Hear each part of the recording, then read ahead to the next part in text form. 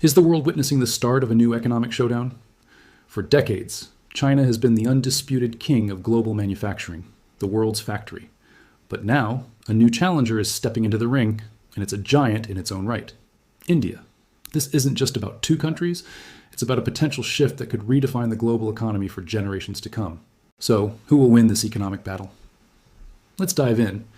For years, China's economic miracle was fueled by a massive workforce, government-led infrastructure projects, and an unbeatable supply chain.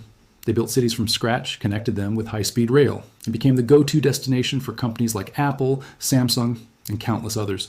Their efficiency and scale were simply unmatched. This strategy lifted hundreds of millions out of poverty and turned China into an economic superpower. But now, the landscape is changing. Rising labor costs, geopolitical tensions, and a desire for more resilient supply chains are making companies think twice.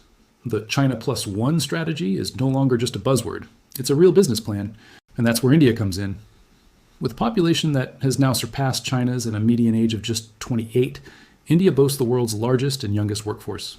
This demographic dividend is a massive advantage. The Indian government is seizing this moment, rolling out the Make in India initiative and offering huge production-linked incentives to attract foreign investment. We're already seeing the results. Apple, for instance, is dramatically ramping up its iPhone production in India. Foxconn, their biggest supplier, is pouring billions into new factories. Google is producing its Pixel phones there, and Samsung has been a major player in India for years. It's not just about assembling phones, it's about building an entire ecosystem. So, is India the new China? Not so fast. The race has just begun, and India has its own hurdles to clear. Infrastructure, while improving, still lags behind China's. Navigating the complex bureaucracy, often called the license Raj, can be a challenge for businesses. And while the workforce is huge, upskilling millions to meet the demands of high-tech manufacturing is a monumental task. China, on the other hand, isn't standing still. They are moving up the value chain, investing heavily in robotics, artificial intelligence, and electric vehicles, aiming to dominate the industries of the future, not just the assembly lines of the past. The real story isn't just India versus China. It's a tale of two different strategies. China is aiming for high-tech dominance, while India is positioning itself as the world's new manufacturing hub. This competition could be a huge win for the global consumer. More competition means more innovation, better products, and potentially lower prices.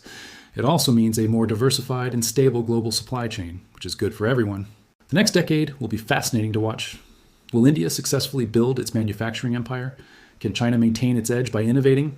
This isn't a zero-sum game. The rise of both economies could create a more balanced and dynamic world. What do you think? Which country are you betting on in the long run? Let me know in the comments below. Thanks for watching. If you enjoyed this breakdown of the global economy, don't forget to hit that like